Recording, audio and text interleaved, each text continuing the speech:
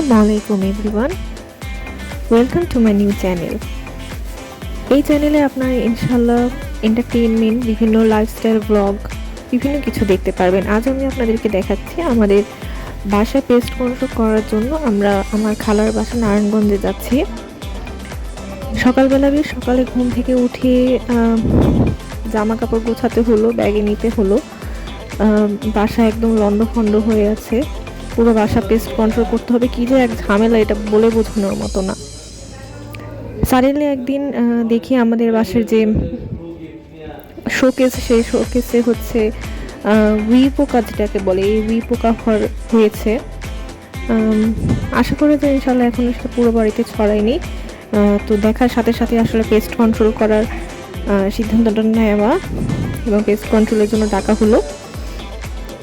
আজ ওরা paste control করবে। তো আমরা সকালবেলা ঘুম থেকে উঠে এরকম রেডি হচ্ছিলাম, যেখানে আমি একটা ব্যাগে, ছোট্ট একটা ব্যাগে একদিনের জন্য জামা, আমার ওষুধ, দরকারি ওষুধগুলো, তারপর নাইট ক্রিম, এটা নাইট ক্রিম, তারপর আমার পার্স,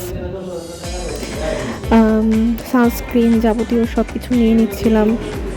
এই জামাটা পরে আমি আজকে যাব। এই জামাটা আমাদের পেজ সোয়াদিখা থেকে কেনা। কানের দুল, মালাটা অবশ্য ইন্দোনেশিয়া থেকে কেনা, কানের দুলটাও সোয়াদিখা থেকে কেনা। ম্যাকের লিপস্টিক, ব্রেসলেট, সানগ্লাস, সমস্ত কিছু যেগুলো পরে আসলে আমি রেডি হব, এই সমস্ত কিছুই কিন্তু আমাদের পেজে আপনারা পেয়ে যাবেন সোয়াদিখা থেকে। তো এই তো আমরা বেরিয়ে গেলাম। এখন মেয়র হানি ফ্লাইওভারে আমরা যাচ্ছি। প্রায় 7 মাস পর, সাড়ে সাত মাস পর আমরা নারায়ণগঞ্জে যাচ্ছি আমার খালার বাসায়।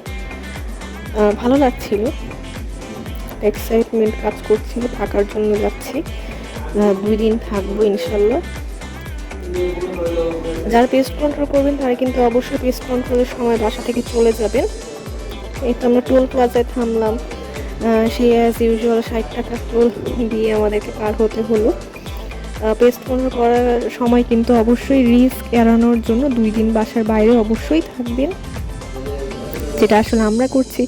ফুল ফ্যামিলি 2 দিনের জন্য বাসা ছেড়ে দিয়েছি। বাসাতে কেউ নেই, শুধু উই পোকাগুলো আছে আর পেস্ট কন্ট্রোলের ধোয়া। এই তো টোল দিয়ে আমরা আবার আমাদের যাত্রা শুরু করলাম, যাচ্ছি এখন। মনটা খারাপ যে নারায়ণগঞ্জে যখন যেতাম 7 মাস আগে, আমার নানু থাকতো নারায়ণগঞ্জে। সবসময় গেলে নানুকে দেখতে পেতাম। নানু মারা গিয়েছে জুলাই মাসের 16 তারিখে। এই প্রথম নারায়ণগঞ্জে যে আসলে খালার বাসায় যে নানুকে দেখতে পারবো না, এটা একটা কষ্ট অবশ্যই। এই তো এখন এই খাটটাতে নানু শুয়ে থাকতো, সবসময় এসেই দেখতাম নানু শুয়ে আছে।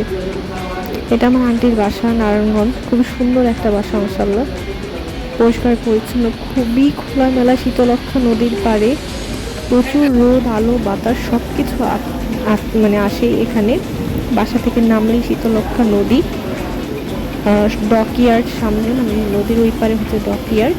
খুব সুন্দর একটা পরিবেশ, শীতও না গরমও না, আবহাওয়াটা অসাধারণ।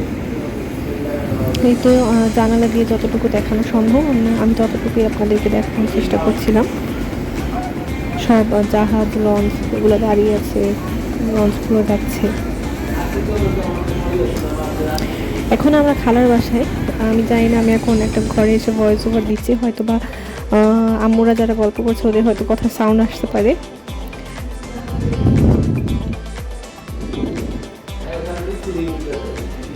আন্টি আমাদের জন্য খাবার রেডি করছিল। আমরা তো দুপুরবেলা পৌঁছেছি, খাবার রেডি করছিল।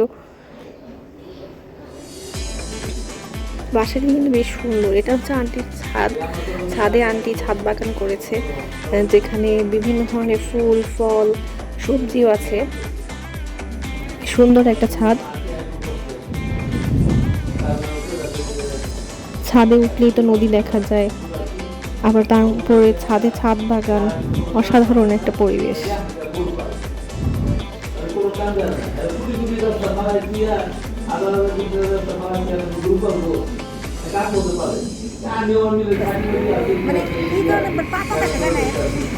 এটা একটা বীজ, যেটা দেখা যাচ্ছে, আমি ঠিক জানি না এটা কিসের বীজ।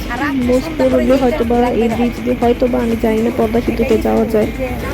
I really don't know. এটা গোলাপ গাছ। আগে যখন ছোট ছিলাম তখন আন্টির বাসায় এসে খুব থাকতাম। এরপর বড় হওয়ার পর আসলে পড়াশোনা সব কিছু মিলিয়ে তো আর কোথাও যে থাকা হয় না। এইবার আন্টির বাসায় এসে খুব ভালো লাগছে। আন্টি ছাদ বাগানে বিভিন্ন কিছু করল্লা, এটা করল্লা, তারপরে গোলাপ দেখালাম। এটা একটা কী ফুল আমি ঠিক জানি না ফুলটার নাম, খুব সুন্দর। সূর্য অস্ত যাচ্ছিল তখন, আকাশে একই সাথে সূর্য এবং চাঁদ দুটাই দেখা যাচ্ছিল। একদিকে চাঁদ উঠে আছে, একদিকে সূর্য অস্ত যাচ্ছে। তো সন্ধ্যার সময় আমরা টিভি দেখছিলাম, মাগরিবের নামাজ পড়ে টোরে সব টিভি দেখছিলাম। নাস্তা করার পরে সবাই একসাথে গল্পও করছিলাম। তাই এমন সময় হচ্ছে আমার আন্টি আমাদেরকে এক বক্স সাফারি চকলেট গিফট দেয়, আন্টিরা যেটা সিলেট থেকে নিয়ে এসেছিল। বেশ খুশিই হলাম। তো এই তো রাত্রেবেলা আন্টিদের দোতলার যে রুমগুলো, মানে ডুপ্লেক্স বাড়ির দোতলার রুমে আমরা আসলাম ঘুমাতে। এই হচ্ছে রুম, খুব সুন্দর বাসা। রুমে এসে আমরা রেডি হলাম, ফ্রেশ হলাম, দাঁত ব্রাশ করলাম, মুখ ধুলাম, উজু করলাম, নামাজ পড়লাম।